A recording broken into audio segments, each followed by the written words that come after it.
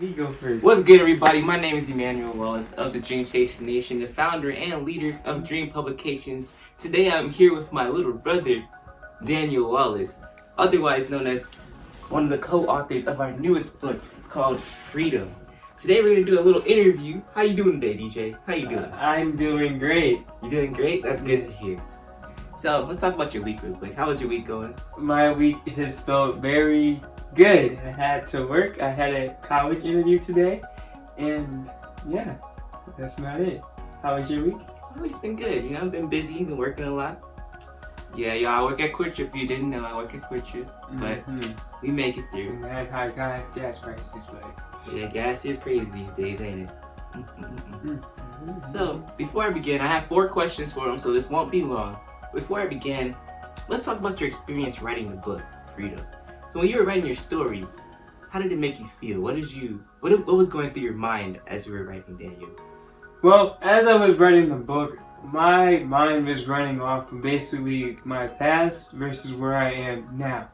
So in a book where you talk about your story, typically you want to talk about how, what is the biggest difference between you then and versus you now. And what reminded me to help write the book was more so my mental state, because I had a lot of physical things, but more so mental. Because if you did know me, I was a very challenged mental person with anxiety, depression, and so forth, etc. So therefore, that's what really helped me get going, per se, to write the book. Okay. So, as some of us know, you do TikTok. So you do TikTok, you make videos.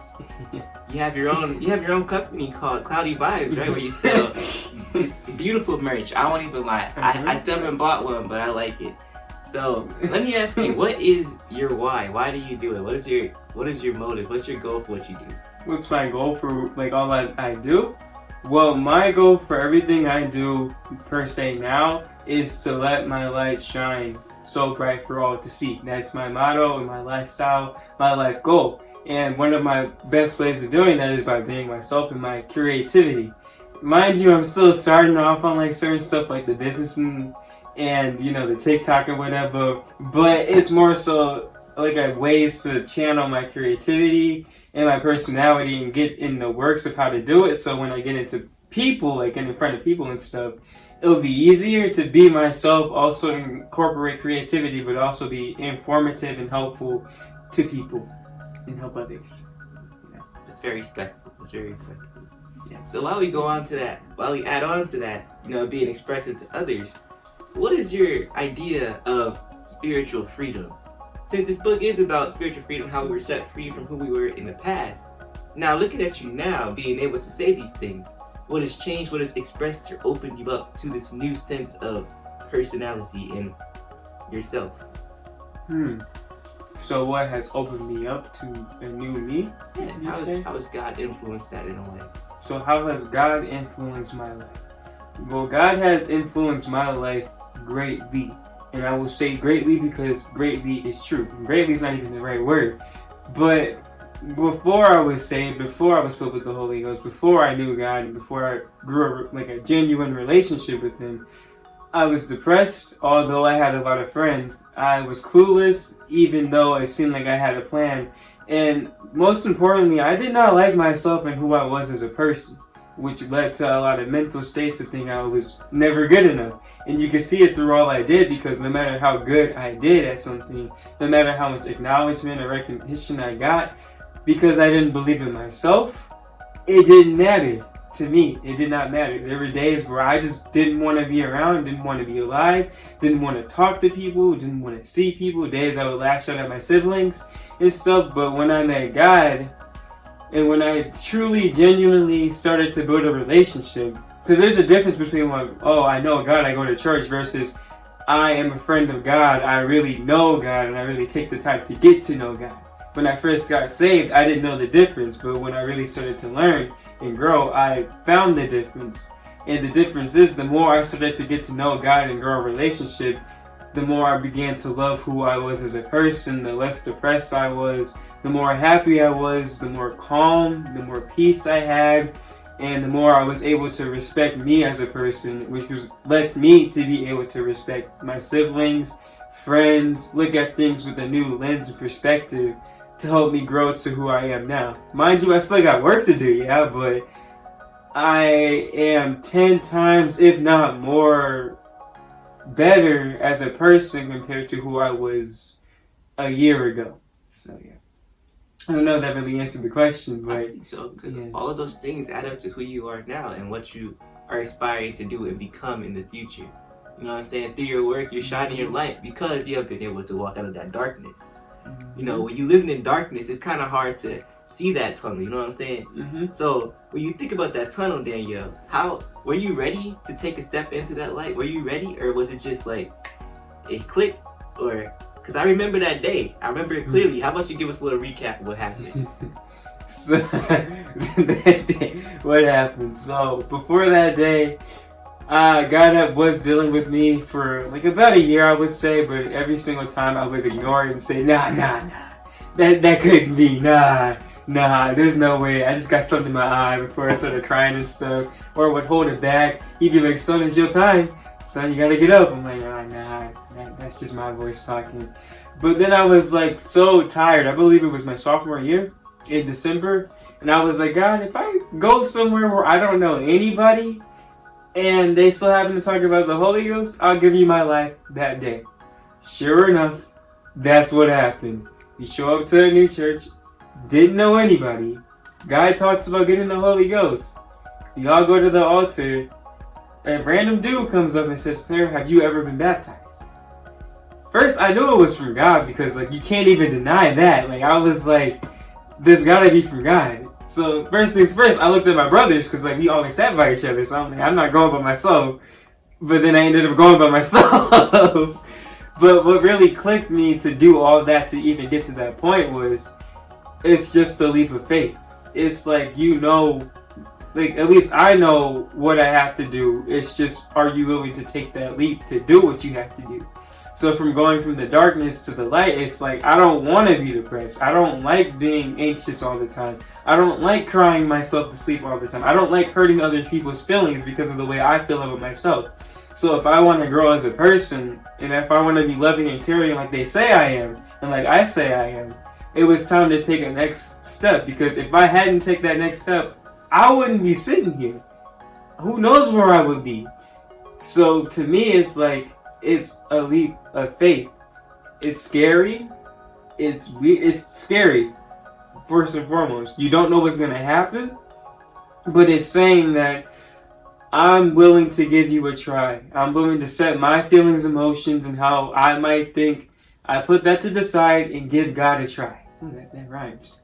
But still, like, you gotta be willing to step out your comfort zone. Because God's not calling you to stay in your comfort and stay in your sin and stay who you are. He's calling you to come to Him so He might help you grow.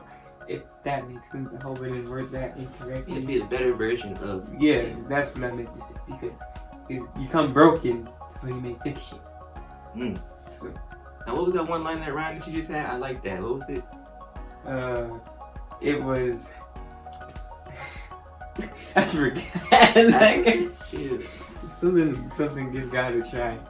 So what you're saying is, you can't necessarily be ready for it, but you can be prepared and open to jump, pretty much. Because you never know what you're gonna hit. Like, say you're jumping off a cliff, ladies and gentlemen. Say you're jumping off a cliff. There might be water, there might be rocks, but you jump anyway, right?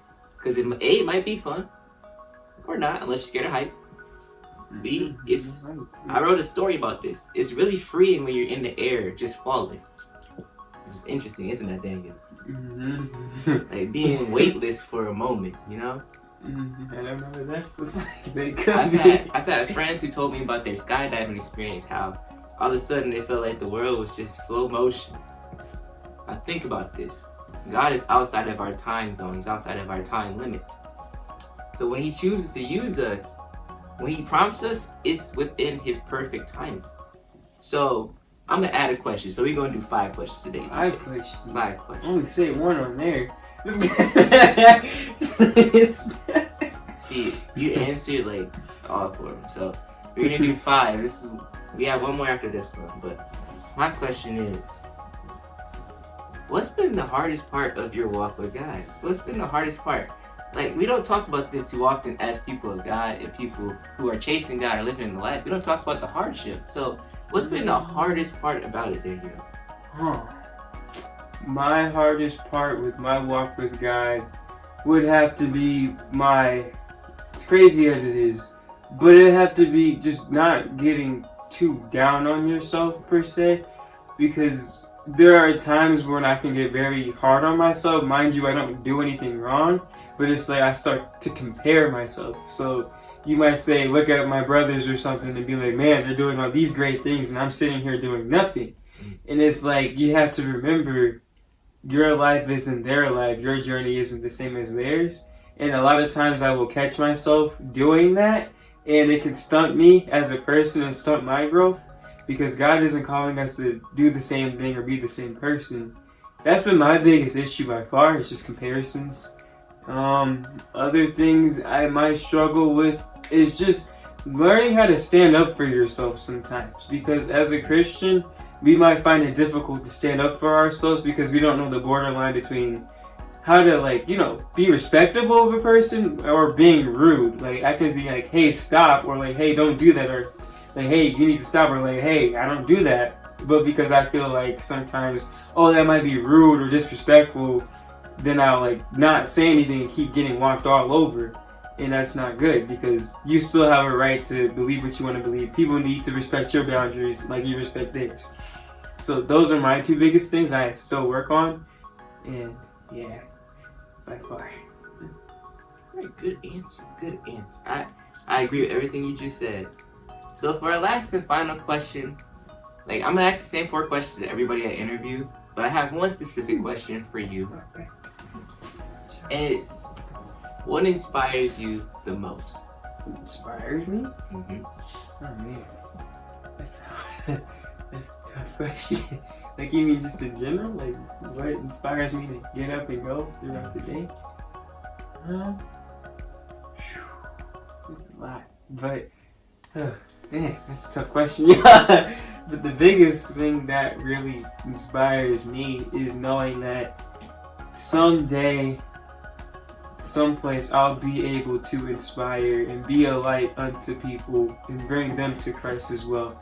Knowing that if I keep on living the life that God called me to live, if I keep on doing what I'm doing and being a good example, that eventually, even if it just be one person, I might inspire one person to give God a try. And that's the biggest thing. No matter how down I might get on myself, no matter how bad my day might be, at the end of the day, when I go out, I'm still going to put my best foot forward to represent God and His love and His joy and His kindness towards people, to show them that God can work wonders and God really does shine through His people, and that God is someone you would want to give a try. And that really does inspire me a lot through everything I do. That would be my biggest thing of inspiration. So yeah. Alright, any final statements at all, Daniel? We're nearing the close of our interview, ladies and gentlemen. Any final statements from our co-author, Daniel Wallace? My final statements would have to be, people, hello, breaking the fourth wall. It would be, first and foremost, if you haven't already, learn to love yourself and who you are, flaws and perfections of you, and learn how to grow. But also, when you're growing, learn to give God a try, because it's so often that we will give everything else a try, but then we'll bash God. And truth be told, when you really genuinely give God a try, you will be surprised at what can happen in your life. Despite people might talk about you, people might laugh about you, people might say this and that, but aren't they doing that already? So to me, it's if you really genuinely want to grow as a person, give God a try. It would do you good in your life. Yeah. Alright, ladies and gentlemen, you heard him. Give God a try. Make sure to get your copy of Freedom. This is the meaning of life. Now, get yours at www.jamesfo1.com. Right. All right. Thank you, DJ, for coming with us on this little interview. So He's the long. first, and he's not the last. Peace. Anybody got any wigs for me or hair growth products? Let me ask you something. If we all had a story, would you share it? Would you share your past, your present, your pain and hardship, your new pain and hardship? Maybe. But join us as we share our story, our walk with Christ, with you, in freedom. This is the meaning of life. Get yours now at www.dreamsfo1.com. Peace.